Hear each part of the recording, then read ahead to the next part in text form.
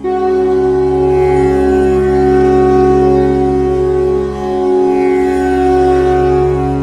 मित्रों, ये तो सबको पता है कि भगवान राम को 14 सालों का वनवास मिला था। उन्होंने कैसे अपने जीवन के वो 14 साल गुजारे थे, लेकिन बहुत कम लोगों को ये पता है जिस दिन वो अयोध्या लौटे थे उस दिन का माहौल कैसा था। इस बारे में जानकारी बहुत ही कम लोगों को होगी, तो इसमें ज्यादा सोचने की बात नहीं है। मित्रों, हम आपको इस वीडियो के जरिए पूरी बात बताते हैं। नमस्कार दोस्तों, स्वागत है आपका हमारे चैनल में। तो मित्रों, ये उस समय की बात है जब भगवान श्री राम रावण का वध करके अयोध्या लौट रहे थे। तो वो सबसे पहले भरत की कुटिया के पास उनके पुष्पक विमान से पहुँचे। अपने भाई को 14 साल बाद देखने पर युवराज भरत की आंखों में आंसू भर आए, जिसके बाद उन्होंने भगवान राम को गले लगा लिया। फिर भगवान राम, देवी सीता, लक्ष्मण जी, भरत जी, हनुमान जी और विभीषण के साथ साथ पूरी वानर सेना अयोध्या पहुँच गयी। जब प्रभु ने देखा कि सभी बड़े बुजुर्ग, स्त्री पुरुष राम जी की आस में पलके बिछाए हुए खड़े हैं, पूरी अयोध्या दीपों से जगमगा रही है, लोगों की उत्सुकता देख प्रभु श्री राम भरत जी से कहते हैं, मेरे प्रिय भाई, मेरे स्वागत के लिए यहाँ पर पूरा अयोध्या दिखाई दे रहा है। स्त्री पुरुष बूढ़े सब दिख रहे हैं, लेकिन कोई बच्चा नजर नहीं आ रहा है। क्या मेरे आने से बच्चे खुश नहीं हैं? उन्हें नहीं पता है मैं अयोध्या लौट आया हूँ। तब प्रभु की सारी बातें सुनने के बाद भरत जी कहते हैं, भैया, आपके वनवास जाते ही यहाँ सबने अपने जीवन की सुविधाओं को त्याग दिया है। सबने दाम्पत्य जीवन को छोड़कर वनवास का जीवन गुजारा है। ऐसे में इस पावन भूमि पर 14 सालों से बच्चे ही नहीं हुए हैं। ये सब सुनकर प्रभु श्री राम बहुत ही खुश हुए, जिसके बाद महल में उनका राज्याभिषेक हुआ और उन्होंने अयोध्या की कमान संभाली। फिर कुछ समय बाद उन्होंने अपने गुप्तचरों से उनके राज्य के लोगों की मन की बात जानने को कहा। जब उनके गुप्तचर राज्य के लोगों की मन की बात बता ही रहे थे कि तभी भगवान राम ने देखा कि एक गुप्तचर बड़े ही उदास मन के साथ खड़ा हुआ है। तब प्रभु श्री राम ने कहा, आपने जो भी लोगों के मुँह से सुना है वो वैसे का वैसा मुझे बताइए।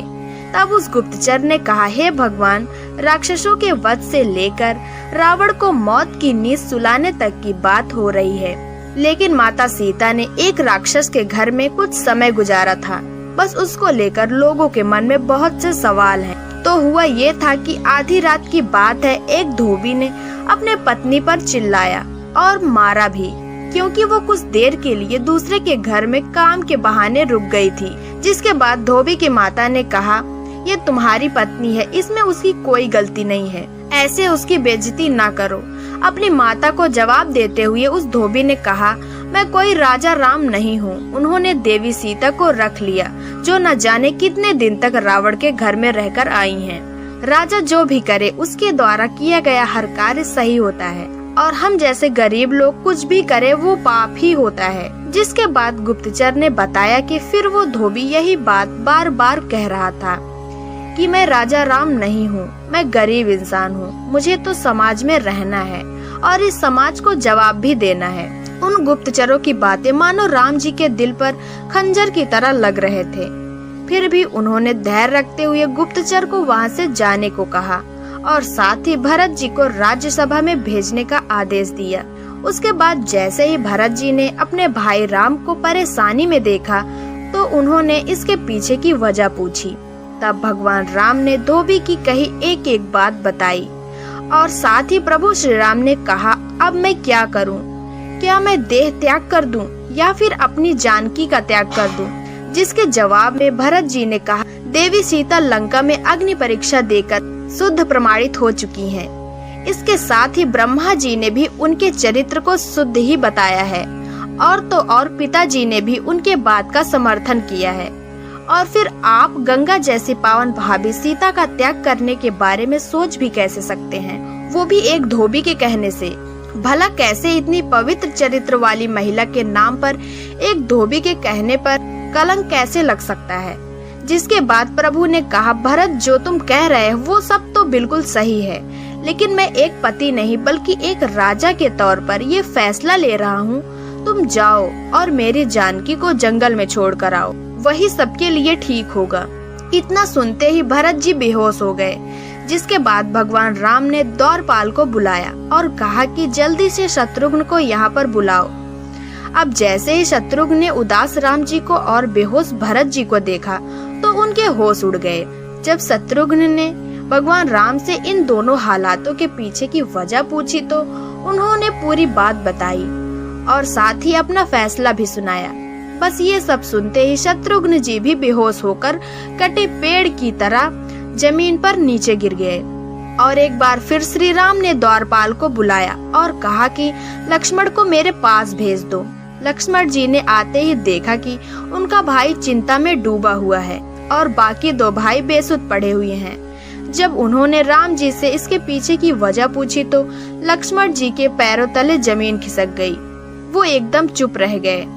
तब प्रभु ने कहा कि मेरी एक आवाज पर मेरी आज्ञा का पालन करने वाले मेरे भाई आज मेरी ही बात नहीं मान रहे हैं। कितना अभागा हूँ मैं।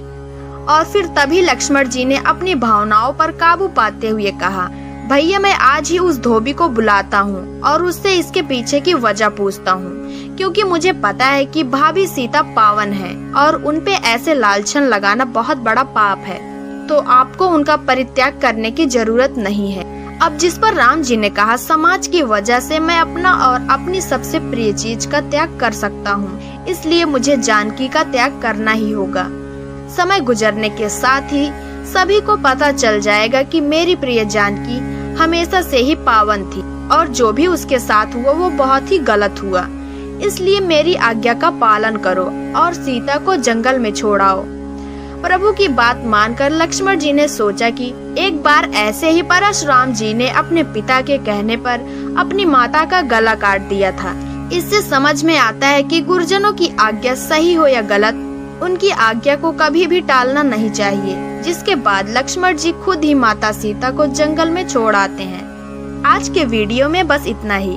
अगर अयोध्या के बारे में और डिटेल में जानना चाहते हैं तो हमें कमेंट सेक्शन में बताइए। इसके साथ ही आपको हमारी वीडियो कैसे लगी कमेंट में बताइए। तब तक वीडियो को लाइक करें, शेयर करें और चैनल को सब्सक्राइब करना बिल्कुल न भूलें।